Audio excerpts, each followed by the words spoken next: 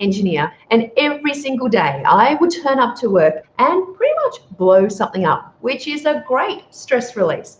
However, I used all of those skills and knowledge that I learned as an explosives engineer to build a multi-million-dollar property portfolio, and I can't wait to share with you how. But first of all, let's get those credits underway.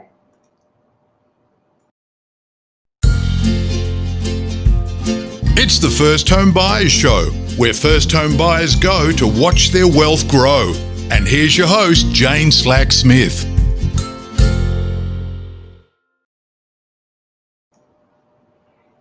Yes, it is me, and I would like to share with you and those of you who are first home buyers and those of you who are just curious on how to protect the downside of any property investment, how I went about doing it. Now, when I started, I only had $45,000. $25,000, even though I was a first home buyer, went straight to the Victorian government as stamp duty. So I had a 5% deposit. So I knew to make that money work, I really needed to do everything I possibly could to make it work for me. Now, I developed a system called the Trident strategy, and I'm going to take you through that today because I think all the information about where do I buy, what do I buy, how do I make sure that there's going to be someone there to buy the property if I want to sell or rent it out when I'm ready to rent it are great questions. And I know, having talked to so many first home buyers, that there are questions and worries that a lot of people have. So I'm going to take you step by step how I came up with my Trident strategy, 3 ways to make money so there's no downside.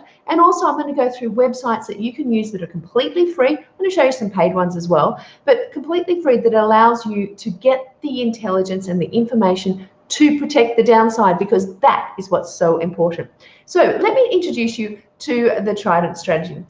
So the Trident strategy is my 3-prong way of making money.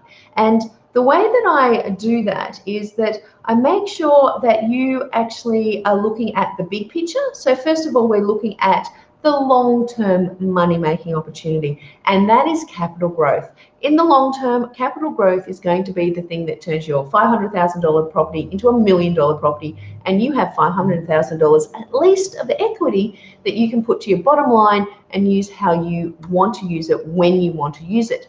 That is capital growth. It is absolutely the most important prong of my 3-prong approach, and one of the prongs that I would just definitely not go without.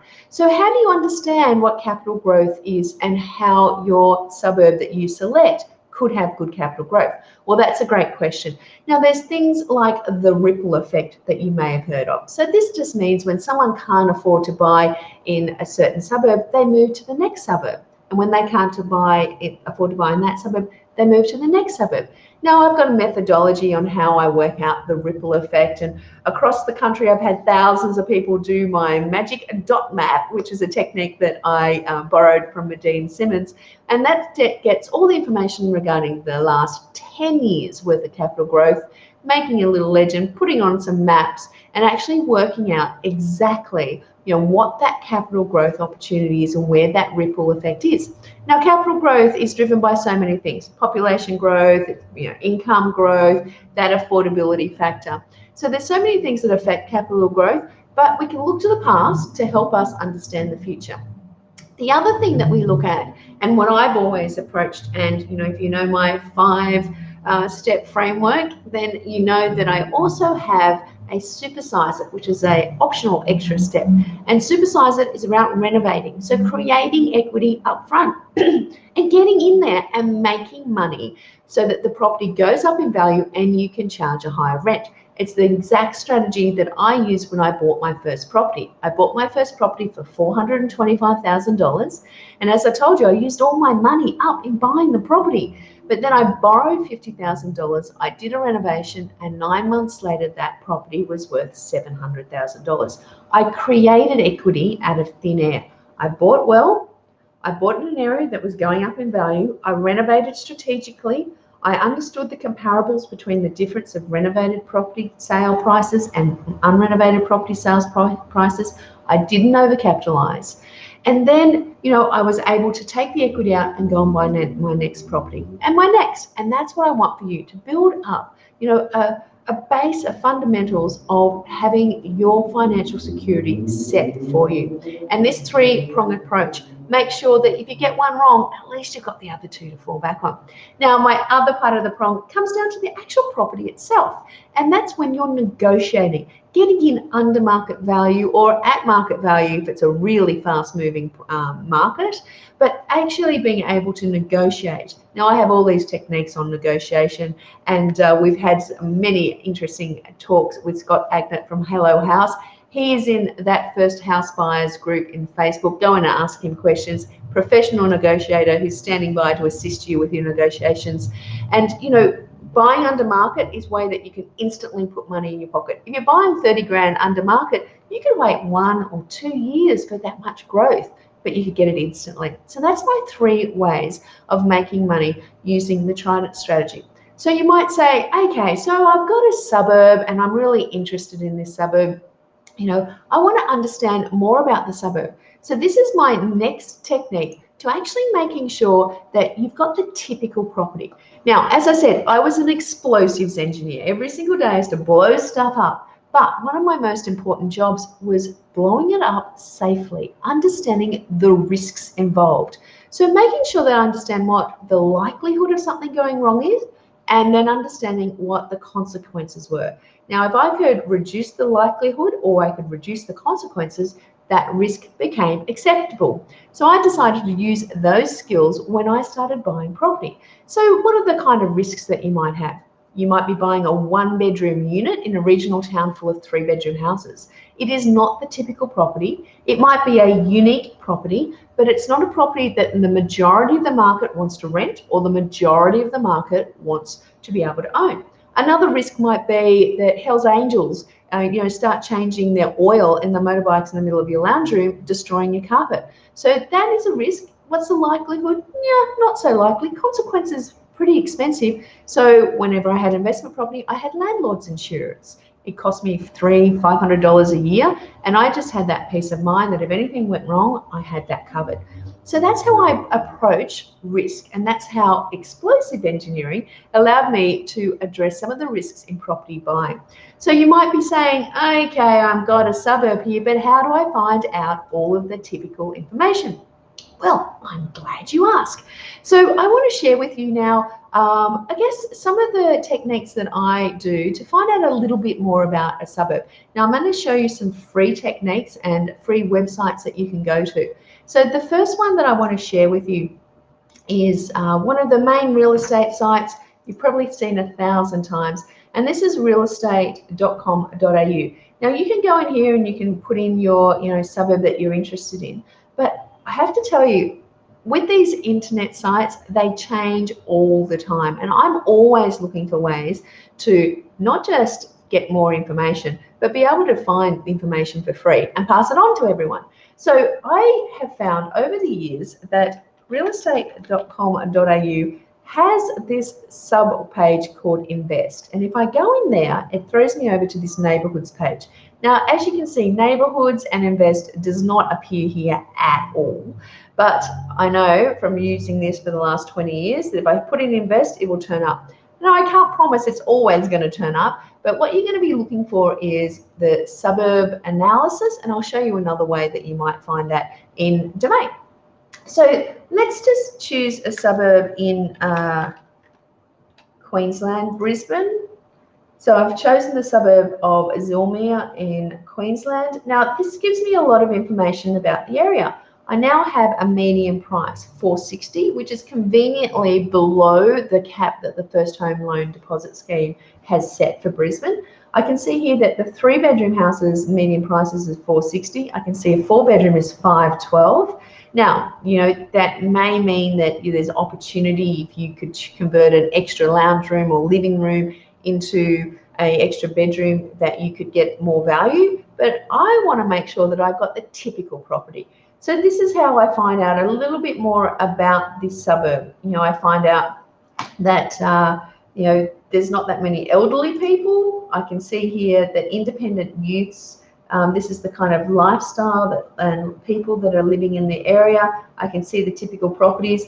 And if I can't quite afford Zilmere, I can actually come down here and I can have a look at other suburbs that are in a similar price point as well. So you can see here that you can go through this, which is really very clever. So I'm getting a little bit of information about Zilmere. I'm getting an indication about the rent. So this would tell me, you know, if I could maybe put up an extra wall and convert a living space, it might be worth more, but more importantly, it might cost me $5,000 to do that, but I could potentially make an extra $70 a week in rent. Interesting if you come to the time when you want to rent out that property.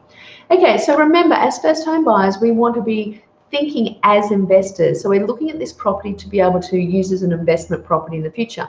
Now, for the first home loan deposit scheme people, that just means that you have to live in the property until you have enough equity that you can release that guarantee. Now, if we're in a good growth area, and that's what we're really aiming for here, then you're looking maybe a couple of years to be able to do that, grow the growth in that property before you move out. For the other first home buyers who have the stamp duty concessions, you might be looking in these areas as, you know, with a 5, 10, 15, 20% deposit, and looking at, you know, going through our first home financial freedom framework and actually using that to help you buy the property, live in it so that you can get the stamp duty concessions, etc., and then convert it into an investment property quicker than if you're on the first home loan deposit scheme. So let's just jump across to another free website. So Domain. Now, this is where it gets a little bit harder, and you're going to have to go and search for these reports. So here I am in Zilmere. If I come over here, or sometimes you have to actually go into a property, if I come over here and actually click on the suburb report, you're also going to see some of the information. It gives us an idea of the average ages, you know, what the percentage of renters and owners are. You know, you're going to get some distance to what would seem to be the train, which is great, how long it's going to take you to walk to the train. And once again, we're going to start getting some information about price points. Now, the really important information here that you need to see is all information comes from different sources. And the reality of that is that it's not always going to look the same. So you need to record where you're getting the information from. So in this case, you're at Domain. If you're over at real estate, remember that we had, you know, the 4-bedroom house here was similar in price. So it may just be that the data source is exactly the same for this. Gives us an idea about the schools in the catchment zone. So, you know, if there's potentially a private school or a secondary school or primary school that's in the catchment zone, you know, you want to be able to be aware of that. Gives us some ideas about properties at the moment as well. So once again, a little bit of information. Now, where I get a lot of my information from, now this is a paid resource. You might want to go and buy a magazine. So this is $9.95, Your Investment Property Magazine. And I have to say, I spend a lot of time hanging out in the library, and they're in the library as well. So feel free to go and get it for free there and borrow it. Now, what you're going to find here is a couple of things I want to draw your attention to. In the back of the magazine, there's this huge section called the Data Watch. And there's this extraordinary amount of information in the Data Watch section. Now, I've just highlighted this. If you have bad eyes like me, you're probably going to have to put your glasses on. But you can see here, there's all this information here, and I actually have Zilmere there, and it has been highlighted as well. So you can find this information. For those people who are looking for the 10-year growth information, it is always listed in here as the average annual growth. So I can see here, over the last 10 years, Zilmere has done around about 2.8%. Now, I want to know where this information is coming from. So what I do is I look over here under Price Guide, and it says, hey, this information is from CoreLogic, RP Data CoreLogic. So now I know the source of the information. However, you might notice here that the magazine is a December magazine. It came out in November, but the data source for RP Data is September. So they get September information, so they can prepare the publication in October. So you get it in November, but they call it December. So just be aware of how old some of this data is. So once again, a couple of free resources. So realestate.com.au, and we also looked at domain.com.au to get a feel for the suburb. And now we have Your Investment Property Magazine as well. But what if I actually want to know what exactly is the typical property? Well, I'm glad you asked, because there's a free source of data for that too. So let me take you over and share with you the information from Census.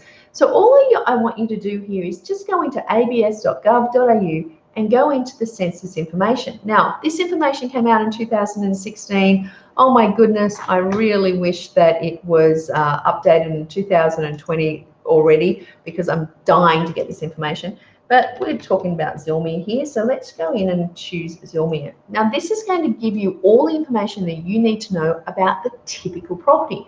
Now, once again, we're getting a feel for how many people live in the area, bit of demographics. So the average age is 33. We can actually see, wow, look, there's 25 to 34-year-olds. Compared to the rest of the state, there's quite a large amount of younger people here within that age group. So it's actually quite a young dynamic, 33. We can see how many people married. You can go through and see what education people have, what country they're from, all this information. Some of the really cool information that I like to look at as well is just get a feel for, how many people drive to work or how many people get the train. This gives me a feel for how important the public transport is, and being close to the public transport. And we can come down here as well, and this is where I start getting all the information that tells me what the typical property is. So you can probably see here, the separate house, 57% of people live in a house. So I now know that the house is the most typical property.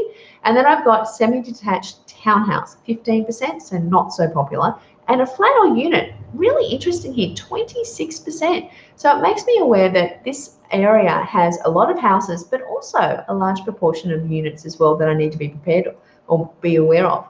And then if I come down here, I can see here that the 2-bedroom and 3-bedroom are the most popular properties. So when I saw all of that information on domain over here and real estate on, the number of 4-bedroom properties, that the price of the 4-bedroom properties, there isn't actually that many of them on the market. So, or on that are available to actually rent or buy at any time. So there's only 423 of them. So, the typical number of bedrooms, definitely the 3-bedroom. So now I know that the 3-bedroom house is the most typical property. Now, the other number here that I want to see is how many are rented. Now, I have a number of filters that I apply to any suburb, and some of them are about reducing risk, such as I want to make sure that I can actually rent my property out when it comes time to rent or sell it. And the others come down to just, how easy is it to do business in the suburb. So one of my filters is the percentage of renters. Typically, there's about 30% of all Australians are renters. So typically, I would use the number of 30. I want to have over 30%. Now, I'm okay if it's down to 28, but 30% is the number of renters that I'm looking at as a minimum in the suburbs. So this is great. So is there a maximum? I hear you say. Well, there might just well be a maximum, and that could be 70, because I don't want to have a whole suburb of renters. So just tell me, and I'm interested in your thoughts here. If you had ever thought about the percentage of renters being a number that you could actually find, or a number that you have actually looked for in Census before and something you're aware of. Because I think when people come to buy properties and they put that investor hat on going, I actually want my home or my investment to be worth a lot more in the future, but I also want to make it attractive to the largest proportion of the market when it comes time to rent or come time to sell. Is percentage renters something that you've ever considered before? So let me know. I hope you're getting a lot of value of this, because this is some insider tricks and what I do when I'm looking for properties. So you might then say, well, okay, so now I know that there's a lot of renters in the area. I know that 3-bedroom houses are very popular. So what else do you need to know? Well, I'm glad you asked. I would jump over in that respect to another free website. Now, this is SQM Research, and I spend tens of thousands of dollars a year buying their data to put into my suburb selector software for my students. So, a reason that I really like this data, there's a lot of the information here is free and available to you. They're the #1 resource. It's where all the magazines and everyone gets their data for vacancy rates. And vacancy rates is another measure that I use. So let's just go in here and have a look at Here's some of the free property data that they've got available. And they have this one called total sold records. Now, the reason that I like this, and I kind of manipulate it to use it for my own purposes, is that it gives us an idea of the price per square metre that the properties are going for in a suburb. So we're looking once again in a suburb. So let's go down here and say Zillmere, so we keep everything consistent. An affordable suburb within Brisbane. Now what this does is creates a best fit, but I love this graph because it gives me an idea of what the typical property is selling for. Now this is in the last 12 months. I can see the actual address of the properties that have been selling, and it gives me an idea when I look at these little ones down here, 15/22, 5/356, that there's a lot of subdivision that's also going on. So people are able to subdivide to a 150 to 200 square metre block. But it also gives me an idea that this area here, where all the dots are, is where the most sales are. So somewhere between 500 square metres and 800 square metres. So 500 to 800 square metres, I'll write that down in case I forget it, 500 to 800 square metres is my typical type of property. So you can see how we're building up this reserve of information here. We've chosen a suburb that's in our price point, Zillmere. We're going in and we're saying, oh, let's learn a little bit about it. We know it's a younger profile people, 33. We know that most people drive to work. We also know that the 3-bedroom house is the most typical house. And now within minutes, we also know that the most typical block is 500 to 800 square metres. So as you can see here, we're building up the information. We're building up the knowledge of that suburb. Now we can take this to a whole different level with paid resources. And I'm just going to demonstrate with you quickly. This is my suburb selector software that I have here. And as I said, you know, going around and getting all this information can take a while. But let's just say you're buying in Brisbane, this $475,000 is your maximum price. You're happy to go below it, and you're happy to go, I don't know, 45Ks, I don't know, let's make it 20Ks out from the CBD. And so what this very quickly does is it comes up with all of the suburbs that are actually, you know, within that area. So we can go in and have a look at the map. We can see where Zillmere is. It's just up here, north of the city. And let me just choose that. I can see it's 12Ks in the CBD, $450,000 is the median price. Now, one of the extra things that I'm looking at, and we talked about this a little bit earlier, is I'm looking for some pricing pressure. So I'm actually looking for the fact that I've got suburbs that are closer to the CBD are actually worth a bit of, well, have had higher growth in the last 10 years than suburbs that are further away from the CBD. Now, so as I'm looking here, I can see that the suburbs that are closer, like Geebung, is more expensive. I can see Aspley, more expensive. So this gives me an idea, and I'm just going to complicate things a little bit. This is a digital dot map that I've done, and I've taken all of the data out of that spreadsheet, and I've put it in here, and it gives me an idea of what is happening in the area. So I can see that the capital growth over the last 10 years that is happening in Zillmere. So Zillmere's had, you know, 1.5 to 1.9% capital growth in the last 10 years, according to SQM research. But I can see here that there's been suburbs closer to the CBD, like this one, Geebung, 3.5 to 3.9% growth. So arguably what this means is as these suburbs, this has had 2.5, this is another 3, as these suburbs are more expensive and have had better growth associated with that, they're going to start pushing in this area. So you'll see these suburbs starting to go up in price, and that's the ripple effect. So we jump back over here with Zillmere. I want to show you a couple of those other filters that I use. As I said, I'm always looking at the percentage of renters, so this is good. I want to just make it convenient for me. So I'm usually looking for a minimum of, say, 60 sales a year. Now, in a slower market as we've had in the last few years, I'm happy to go with 59 in this case. But it just gives me an indication of, you know, what have the sales been, and am I going to waste my time in a suburb that maybe had 24 sales in the year, 2 per month coming onto the market. And if I'm up against, 70% of the market are going to be owner occupiers rather than investors, then, there's going to be some emotional bidding out there. So often I'm just going to get rid of those suburbs that have very low sales, because I want to have the best chance of getting a property within the time frame that I have for my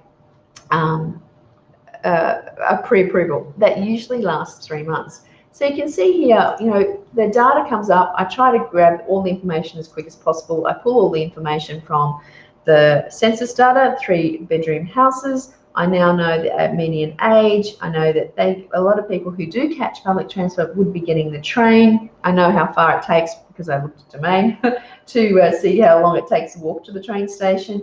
I get a feel for mum, dad with kids. Is it very similar to mum, dad without kids? So being really, observant of the primary schools or the schools there is not that important. I can see here that there's a large amount of houses, so I've already made sure that I can verify what the percentage of dwellings are. Now this is interesting, 13% public housing. That's actually quite high. So I would just put in my notes in this suburb, be aware of where the public housing is. And then I have this 56% of renters, and I have a vacancy rate of 1.9%. And this is the other thing that I'm looking at.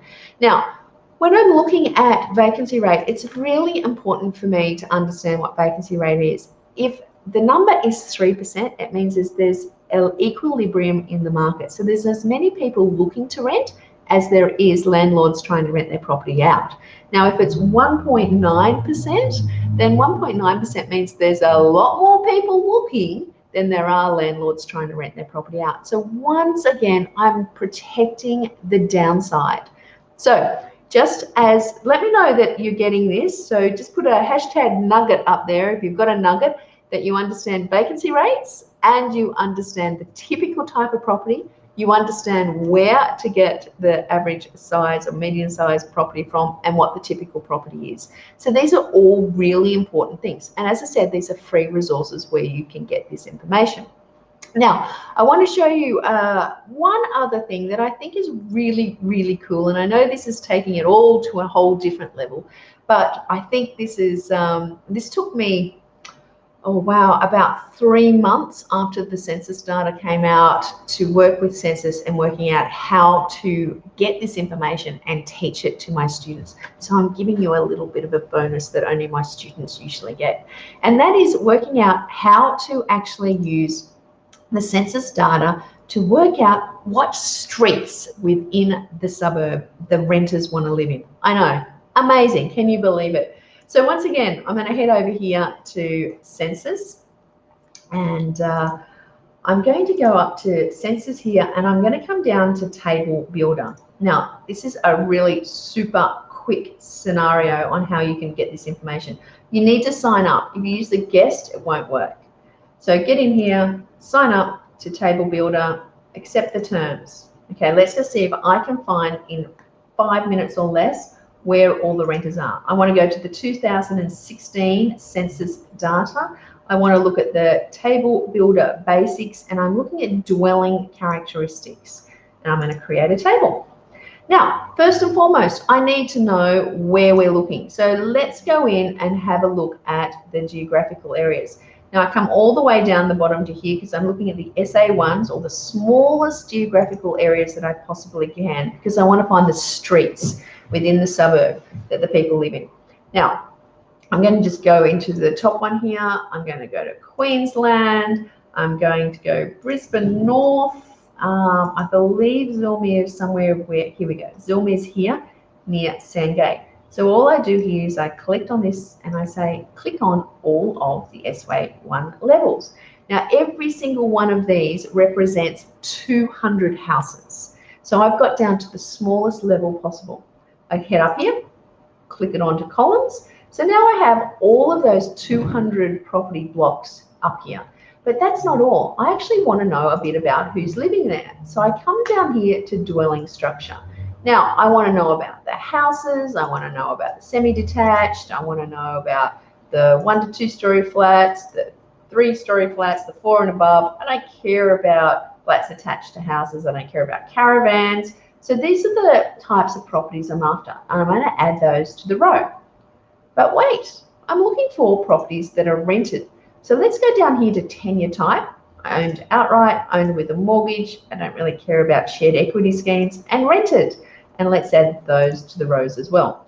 Now it is as simple as hitting retrieve data. And I've got all the numbers of the people who live in, for instance, a separate house owned outright in this little block of streets. But that doesn't make a lot of difference to me. I actually want to know what percentages they are. So I'm doing the percentages by column. So now I know what the percentages are. This is all kind of confusing. Let's go over and check out the map. Now, the thing I love about this is in less than 3 minutes, I've been able to work out where in this suburb the renters want to live. So I come over here and I say, what am I after? Well, I'm after separate houses that are rented.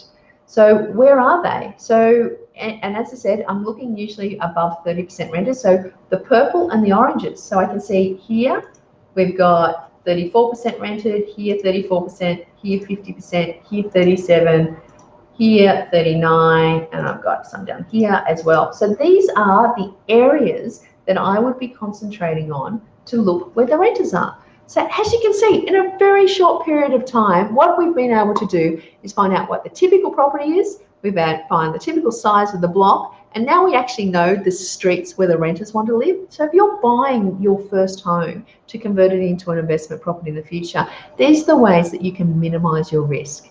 Absolutely getting down to the nth degree. Now you can take this and even a step further. You can go back into Zilmia, for instance. You can create an account.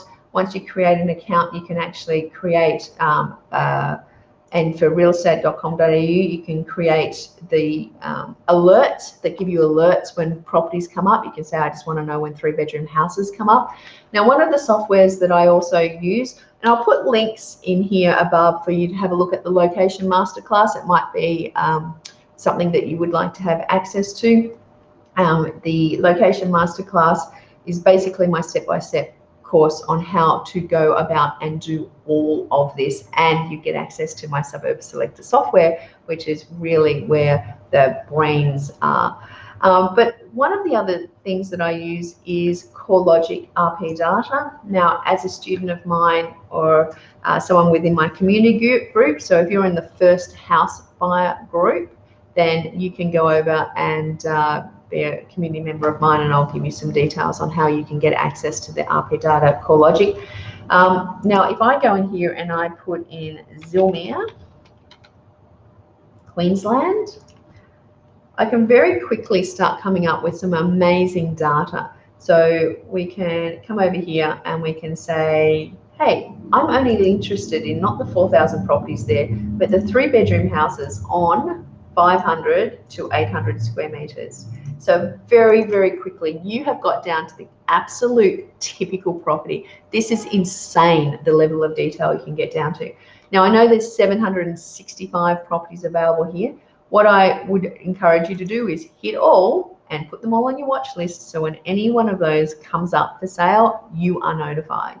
Now, what you can also do is you can head over here to the sales history, and you can actually look at the 3-bedroom houses that have sold recently and look what they've sold for. You can get really some interesting marketing intel. I can see here a lot of these are weatherboard, for instance. There's some that are 2 stories. So you can start building up the information that starts giving you an idea of, for instance, let's look at this property here. We can start getting some information on what the property looks like. We can get a feel for what other properties that have actually sold recently around this property, so I can get a feel for what others have sold for as well. So this gives me an idea of what's happening in the area. I can get a feel for the street view. So look, it's on a corner block. Every other property in the area kind of looks the same. It's not like we have huge developments going on in the block. Everyone has the typical type of property. I can, in my map, check out this property and see if there's any major developments or things that are happening around it. I can come down here and I can have a look at information around when it's sold previously. So this is the most recent sale. When it sold previously, so you can see here it was sold by the Department of Housing and Public Works. I can see here if it was rented recently as well. And you know, when we're looking at this kind of data and we're looking at properties on the market at the moment, we can head over here and we can actually generate our own information. So here's other 3-bedroom houses on the market at the moment in the suburb of Zilmere. We've done an initial assessment to say about the suburb. We haven't really looked at that ripple effect, but we have some really good indications in the dot map that there is pricing pressure on it. And so you can see here, there's 19 properties on the market at the moment. So this one here, you know, they're talking 470 plus, 480, 475, 469. So we've got some price points here that gives us an idea. So, you know, we're looking at, let's have a look at 469, this one here. We can go in, we can have a look at the property, we can see if it's renovated or not. We can see, you know, what the backyard looks like. We can see if it's currently being rented. So we can see here that it was rented in 2017 for $370. We can see here that they put it on the market for $495 a while ago. It sold in 2014, so they never sold it then, even though they were trying to. 2012, 2014 it was sold for $375. And we can head up here and we can actually even hit valuation report, and we can get a valuation report which is very similar to the one and the data that the banks use. So lots and lots of information here. Now, I know for the nerds out there that this is like really going to excite you. For everyone else, just sing a happy song for a couple of moments. But what you can do is you can go in here and you can create for yourself a territory. So let's just go in. I'm going to take it from the very top and show you how you can do this. So I'm going to create a territory over here in Brisbane. So let's get in Brisbane.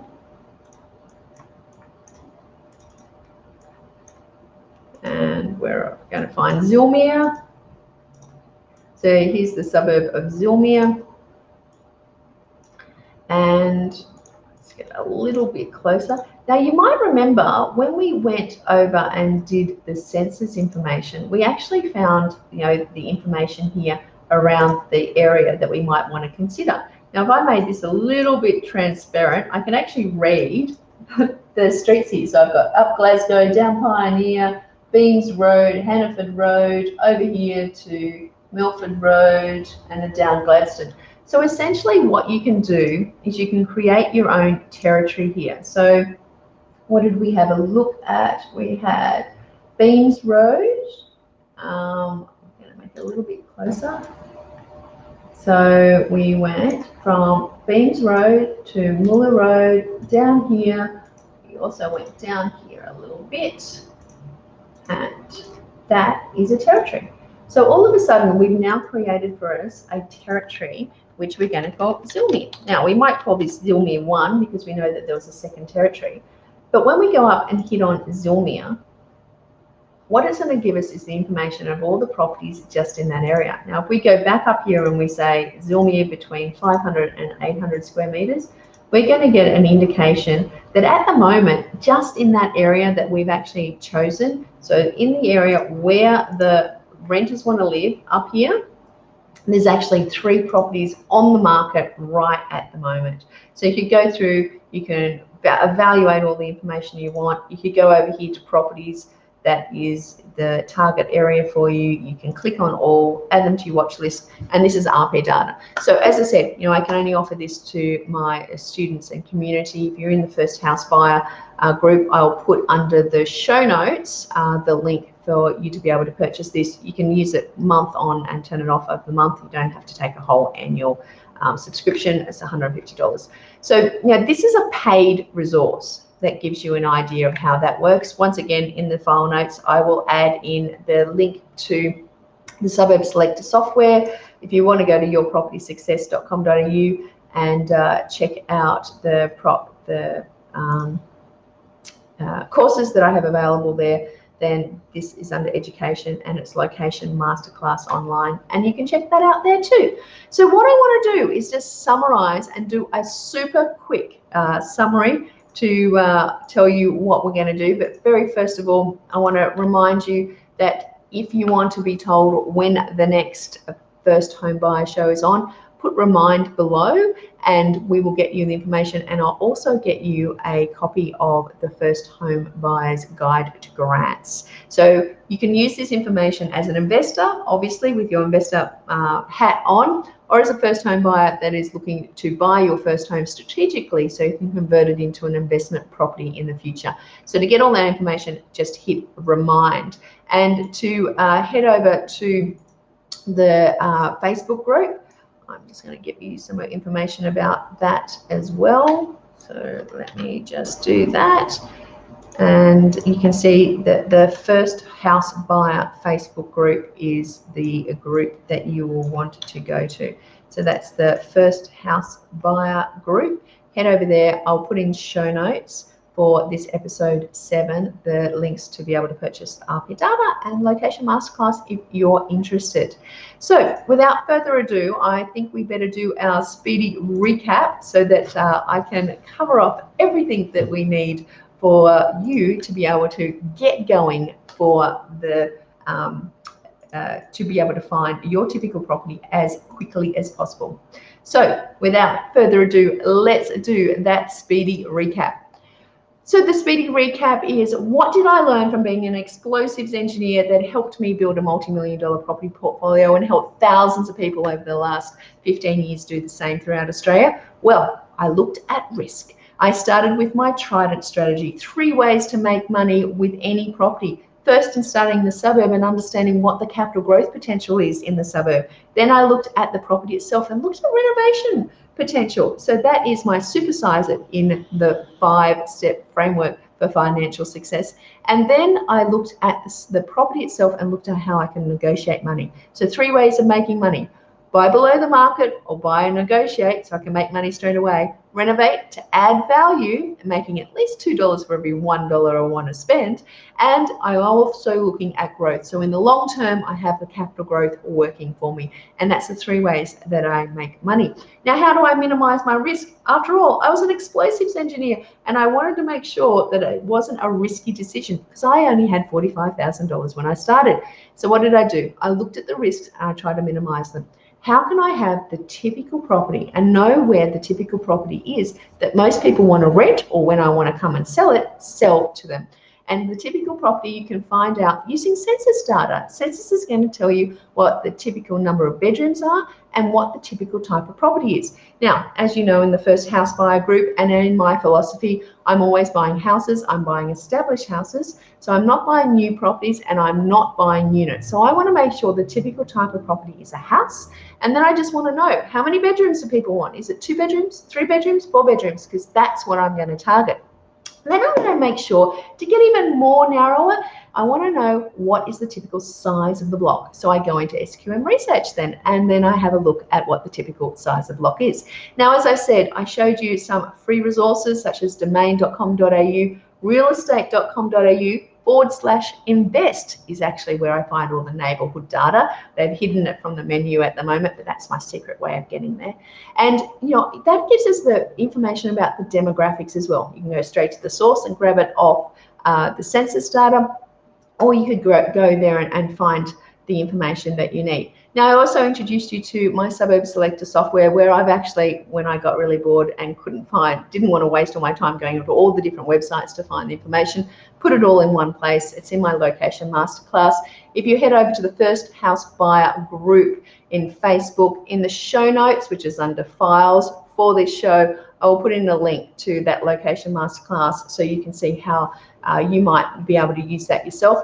Also, I then showed you in RP Data Professional how you can actually go in and create your own watch list for their specific 3-bedroom houses in 500 to 800 square meters, and when they come on the market, get notified straight away, but also be able to go and create your own valuation with the data and the tools that most banks use as well. Now, I also added an extra little tip in there and showed you a tutorial on how to find in Census the streets that the renters want to live in. This is an absolute no-brainer, amazing tool. It took me months of working with Census to be able to find out how to do this and build their builder. They only work with usually big corporates, so it's usually just a little tutorial that I share with my students but I've actually shown it for you. So go to the full episode 7 on the Learn with Jane Slacksmith's page to be able to see that full episode in absolute depth so that you can get there. So